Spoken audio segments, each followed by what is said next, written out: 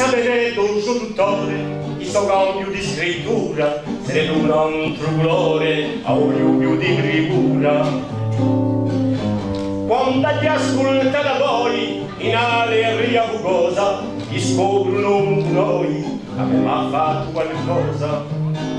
L'università è un frutto di una mossa politica che parte quantunque agli anni 60 e Edmond Simeoni, fra altri combatti, ha avuto sempre in uso cuore queste istituzioni qui, che sono le istituzioni dell'emancipazione, della conoscenza a Prodi a Corsica.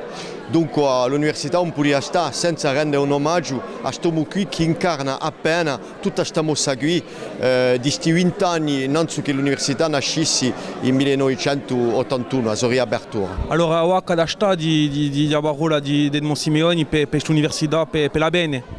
Ferma un lavoro di studenti come l'abbiamo presentato qui e poi ferma sempre l'uomo che è introdotto nella memoria di Corsica attraverso gli insegnanti di storia che noi abbiamo qui, gli insegnanti di studi corsi, ben a dire qualche sia chi entra in storia. À quelques grandes lignes, déjà un investissement d'une longueur exceptionnelle,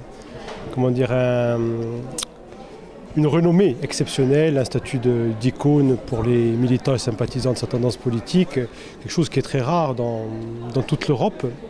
Une capacité à s'intéresser à des sujets extrêmement variés, bien au-delà de la politique. Edmond Simeoni n'a jamais conçu de se limiter à la politique et au nationalisme d'ailleurs. Il a toujours recherché des collaborations, notamment au début avec les communistes.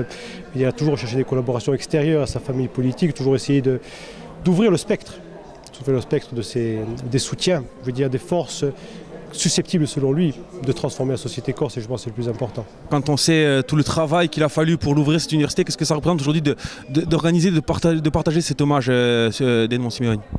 C'est très compliqué. Déjà, cette université, quand elle est née, ce n'était pas du tout l'université qui avait été imaginée par les contestataires des années 70. Je veux dire, les contestataires avaient imaginé un modèle propre d'université dans lequel le corps serait co-officiel.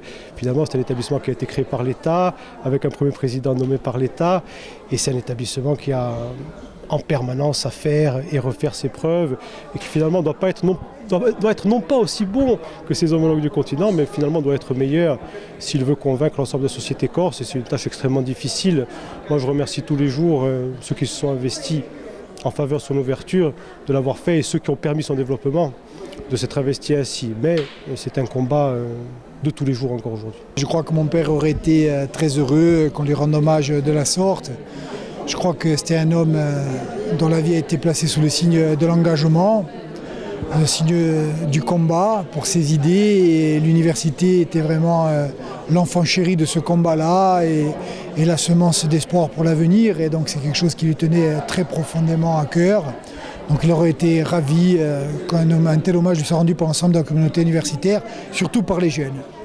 Et le militant engagé et l'homme discret, aujourd'hui cet hommage à la fois à l'homme mais aussi au militantisme autour, qu'en aurait-il pensé? Je crois que ça lui correspondait bien.